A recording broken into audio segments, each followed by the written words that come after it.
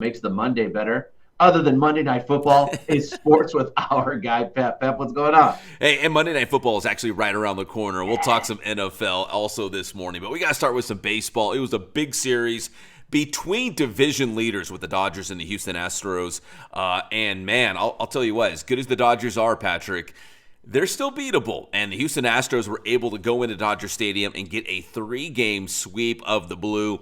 They won 5-1 on Sunday. In fact, the series opener on the 4th of July, 18-1, the biggest home defeat in Dodgers history at the hands of the Houston Astros. So right now, when you look at the National League as a whole, the Dodgers have 56 wins. Houston has 55 wins, man. The Astros kind of stumbled out of the gates, but they have turned it on again. They are the Houston Astros that we have come to know as one of the better teams in baseball.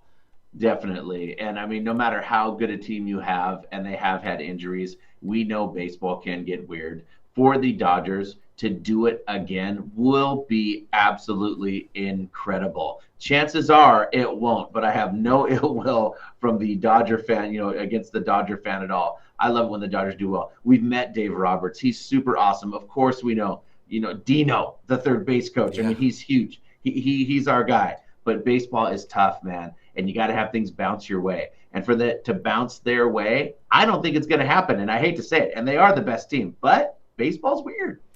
Yeah, because I thought, going into the season, at least on paper, the Dodgers had the most talent. Not only the most talent, but probably a better roster than the team that they had last year that won the World Series. So it was kind of weird thinking they're going to be better than last year. They should be a shoo-in to go back-to-back and win World Series titles. But it is tough, man, in baseball. Especially we see other teams stepping up and having good seasons. There's so many pitfalls en route to trying to get to a World Series championship, whether it's other good teams, you've got injuries, you've got stuff going on in the clubhouse. I mean, our guy Austin Barnes, the pride of Riverside Poly, they cut him, and Chris Taylor. So the makeup of the roster is even evolving over the course of the season. So it's not exactly the same team for the Dodgers that we saw to start the season. And then on top of that, there are teams that just have your number. And for some reason, it feels like the Astros have the Dodgers number. Yeah, something about Houston. Something. I like know Dodger fans hate to hear that, right? Of all teams, of course you don't want the Giants or the Padres or one of those teams to have your number, one of those rivals, but because of their history with the Houston Astros and the cheating scandal, nobody wants to hear that the Houston Astros are good. But listen, they're just flat out good. They're a good baseball team. They are. They really are. So that was a big series win for the Houston Astros against the Dodgers. And now it's the final week of the regular season going into the All-Star break. And speaking of All-Stars, they announced the reserves on Sunday for the Major League Baseball All-Star game, which will be on the 15th in Atlanta. And Clayton Kershaw, man, he is going to be added to the All-Star team as a Legends pick, the MLB commissioner, making sure Kershaw gets into the game.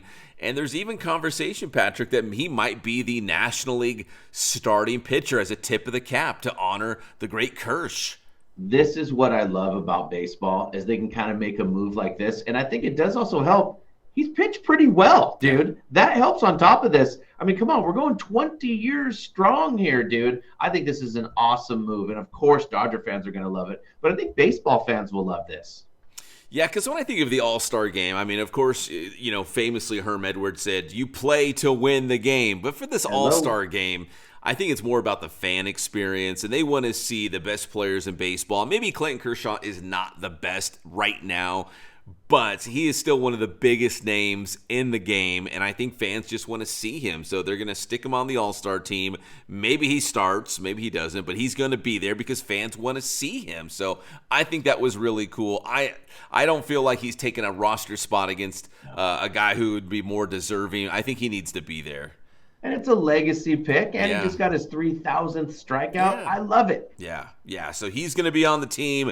Yoshinobu Yamamoto was also added for the Dodgers. So the Dodgers have more All-Stars than any other team in this All-Star game. They're going to have 5 players, and I think it's very deserving. I think the Tigers have 4, but the Dodgers have 5, which is the most. Yep, and it makes sense. They're a talented team.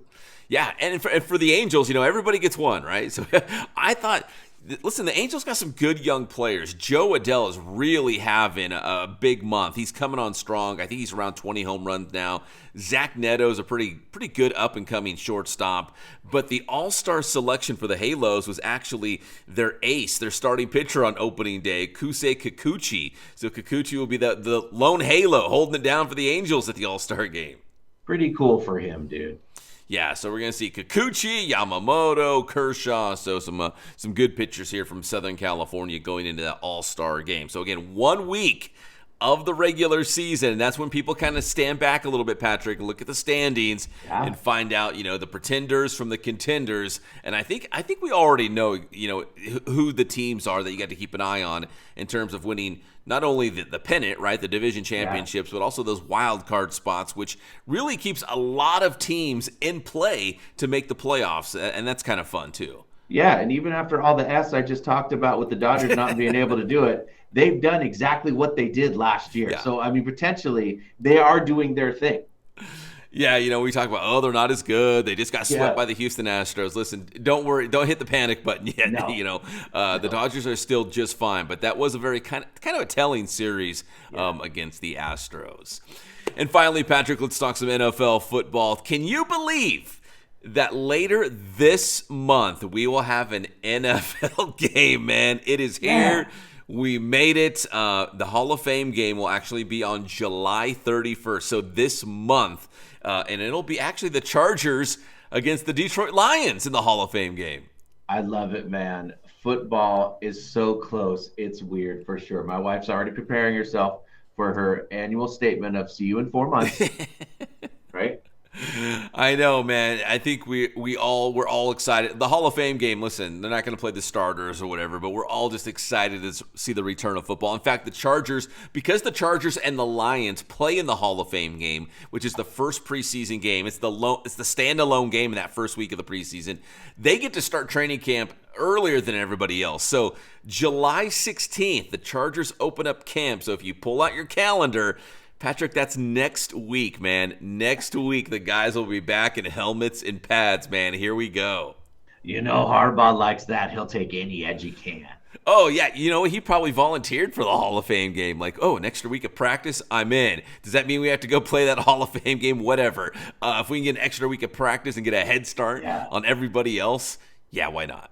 And just this season has a ton of hype on top of that, man. I'm really looking forward to the Chargers and the Raiders going at it. I think it's going to be awesome. Dude, the AFC West, I mean, listen, I sound like a broken record. I said this last year. It's going to be the toughest division in all of football, man. The Chargers and Raiders both just need to survive, and the Broncos, for that matter, right? Who's going to survive and be that other playoff team, assuming they get 2 out of that division, maybe 3, but I think at least 2 out of that division will make the playoffs. Yeah, just the coaches in that division are absolutely unbelievable. We'll stay on top of it with our guy, Pep. Tell him how to get your stuff. Hey, get my stuff anytime. We're on Inland Sports on X, on Instagram, and Facebook. We're also on YouTube. All you got to do is search Inland Sports. Thanks, Pep.